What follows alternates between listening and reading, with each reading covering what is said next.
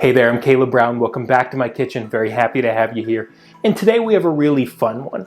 Since starting the show, I've been spending a lot of my time looking into kind of the regional treats and delicacies, not only in the US, but across the world. Just things that we do in certain regions of the world that other places may not do. And a simple one I came across this week was putting salted peanuts into your Coca-Cola. That's it. Supposedly the saltiness of the peanuts plays really well with that sweet Coca-Cola flavor. And then those peanuts, once you get to the bottom, you know, they haven't gotten soggy. They really hold up, so they still have a nice crunch to them. And I thought this was just a really interesting thing to try. It sounds a little weird at first, but when you think about it, you know, it kind of adds up. The story goes that factory workers from the 1920s got their hands dirty, didn't really want to be touching foods like peanuts, so just kind of dumped it all into their Coca-Cola, which already had a vessel. Whether or not that story's true, I have absolutely no idea, but it's kind of fun and we'll go with it. And then, of course, that's not much of a recipe, is it? Just putting some peanuts into Coke. You know, roll credits, we're done, right? What I wanted to do, because peanuts, of course, make me think of peanut butter, I wanted to see, can we make a Coca-Cola jelly and make a peanut butter and Coca-Cola jelly sandwich? I think that sounds pretty interesting, pretty fun, and we have some liquid pectin here that's going to help us make that. I also want to make our own brioche bread. I've actually never made brioche before, but brioche is just so delicate and nice and buttery. I just think that's going to be a really, really good bread to use for a peanut butter and jelly sandwich. So I've actually never had peanuts in the Coke before. This is totally new to me. So I'm going to try it right now. Let's give it a shot. All right, let's give this a shot. I am using Mexican Coke here, but I don't think it's going to matter too much. You do have to drink a little bit of it to give enough room for adding some peanuts. So cheers. Man, Mexican Coke is so good, so good. All right, and I actually have a little funnel here. I think that'll make things easier. My guess is that's not how the 1920s factory workers did it, but I'm a little more delicate. All right. You can probably see there's some peanuts in there chilling. So this is not something I would do every time. However, this is really quite nice. I totally get it. It's exactly what I expected. Sounds a little weird at first, but once you're getting that sweetness and saltiness of the peanuts kind of going on, really not bad at all. And there's something nice about having that crunch to the peanuts in there. It really makes it, you know, more than just a drink. It elevates it a little bit. I'm a fan. Wouldn't drop peanuts in my Coke every single time, but I'm a fan. This is good. So now that we know this is a worthwhile venture, let's go ahead and start with some brioche bread so we can make our own Coca-Cola and peanut butter sandwiches. Now the first thing we're going to do for our brioche is make what's called a bread sponge. And I'm using 1 cup of all-purpose flour, a little bit of yeast, and milk. The full recipe, of course, is in the description, but I am making 2 loaves here. And once we have everything in our container, we're just going to mix and then cover it with plastic wrap, and we're going to let it sit for about 45 minutes. And with about 45 minutes on our hands, we can now move on to our jam. And the first step is kind of sterilizing our jamming jars. And so these actually had been previously sterilized, but just to kind of be double sure, I'm putting them into very hot water just under a boil for about 5-10 minutes and then taking them out just to kind of reset everything before we start our jam. Now into a heavy saucepan, we are going to add 1 12-ounce bottle of Coke, and we're going to follow that up with 3 cups of white granulated sugar on top of that. That is an insane amount of sugar to add to already very, very, very sweet soda, but here we are. Jam is very sweet, and that is part of this process. You're going to want to stir this up and bring it to a boil, and we're going to bring it to a boil for about 1 minute. Once it's been boiling for about a minute, we're going to add our pectin. With our pectin added, we are going to bring it to a boil for another minute. After about 2 minutes of full boil, we can go ahead and transfer it to our sterilized jars. I'm using a funnel, but any kind of way that you can get it into your jar safely is good with me. So now we're going to want to drop our Coke jelly into some boiling water for about 5 to 10 minutes just to get rid of any of those weird contaminants that might be hanging around. And you want to get a good seal on your jar. I've really been enjoying these grilling gloves. The link will be down in the description, but it lets you use all your kind of fingers, rather than an oven mitt. And I found that helped me get kind of a good grip on that jar and made sure that it was sealed tightly. But yeah, after about 5 to 10 minutes of being in that boiling water, we're going to go ahead and bring it out and let it come down to room temperature. So about 45 minutes to an hour later, you're going to come back and check on your sponge, and it should have a bunch of little air pockets all around it and kind of look like a sponge.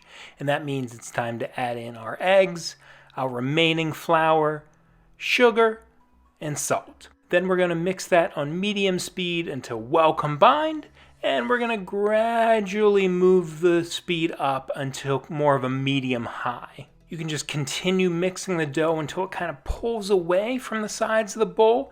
And because of just all the ingredients we've had in there and how long we've been bringing everything together, it's going to give you a really shiny and a really elastic kind of texture. And every kind of maybe 5 minutes, you can scrape down the bowl if you'd like. This full kind of mixing time will be about 10 to 15 minutes. After about 10 to 15 minutes of mixing, like I said, you're going to want to keep that mixer running, and you're going to want to add in all of the butter. And trust me, it is a lot of butter for a brioche loaf, but you're going to want to do that butter 1 tablespoon at a time. And you're going to want to let that fully incorporate each tablespoon before you add the next one. And that whole process in itself is going to take another 13 to 15 minutes. Once all the butter is incorporated, you're going to want to go to medium-high speed again and let that mix for 5 to 10 minutes until it passes the window pane test. The window pane test is when you can kind of lift up the dough and stretch it, and you can see through it, but it doesn't break. Once your dough covers the window pane test, and again, if it doesn't, just mix again for another 5 to 10 minutes. But once it does pass the window pane test, you're going to want to cover the bowl with more plastic wrap and let that rest for about an hour, after which it'll double in size. With about another hour on our hands, it's time to make our own homemade peanut butter, and that is a very straightforward process. Into a food processor, I'm putting 1.5 cups of shelled peanuts, 1/2 cup of shelled cashews, and for the time being, that's everything we need. We'll blend that on high for about 10 to 15 minutes until it is smooth and that texture of creamy peanut butter that we all know so well.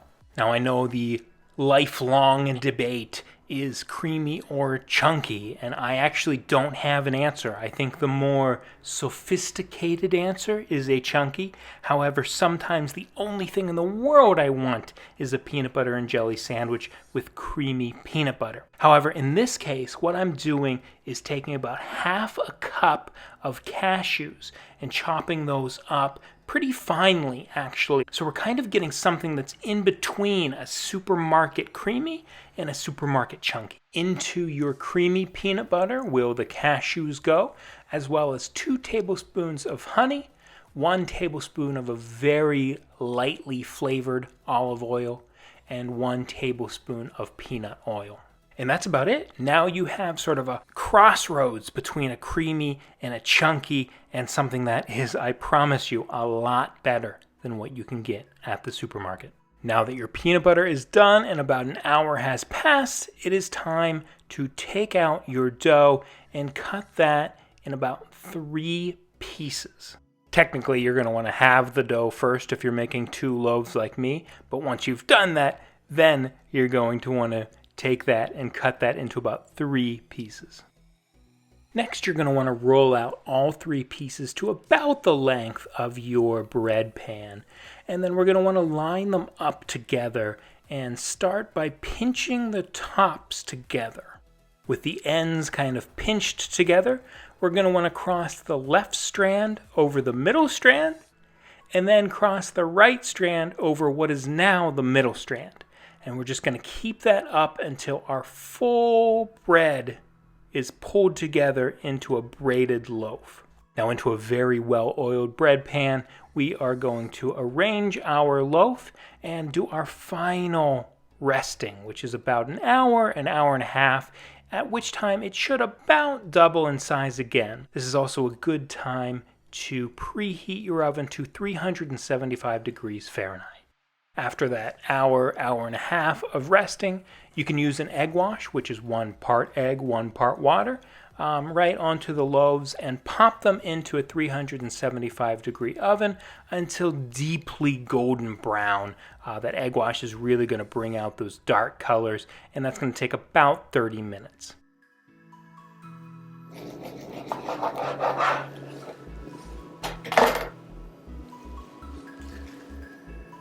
Wow, that's really nice, really delicate, really flaky, beautiful, and as you may have guessed, incredibly buttery. Consistency is very jelly-like.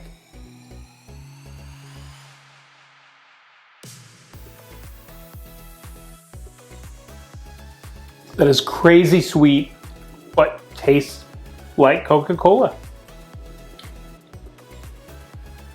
That's very good. That's very good. And lastly, our peanut butter and a little bit of cashew butter. That is such the right level of crunchy.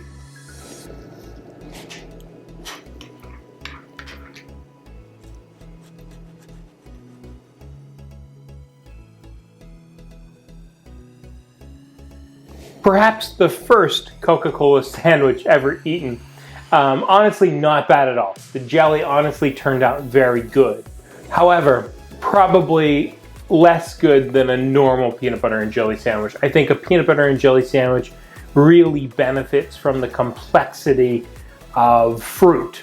So the flavor of Coca-Cola comes through, it's great, it works, but it's not as interesting as, you know, grape or raspberry or strawberry, something like that. It's not as complex as a traditional fruit. So it works. It's a good sandwich. It's great. I would say the star here is either our bread or actually probably our really, really good peanut butter. Really happy with how that turned out. Just the right amount of crunch, truly sort of a in-between supermarket creamy and supermarket chunky. The cashew just has an easier crunch to it, so the smoothness comes from the peanut butter, and then your little bit of chunks come from cashew, which chops easier in the mouth. Like I said, Coca-Cola jelly is really good. Just not adding the level of depth that I want in a peanut butter and jelly sandwich, whereas a simple berry will get you there. That being said, I'm super happy we tried this. I think it was a really good compliment to our beverage companion. And the interesting thing about this is the same recipe can use for literally any soda in the world. So we could do Mountain Dew Code Red, we could do Dr. Pepper, we can do anything, which is pretty interesting. However, I think, me personally, I'll be sticking to fruits when it comes to peanut butter and jelly sandwiches. If you have any questions at all, please leave them down below in the comments. Remember to like, subscribe, it means a lot to me, and I'll see you next time.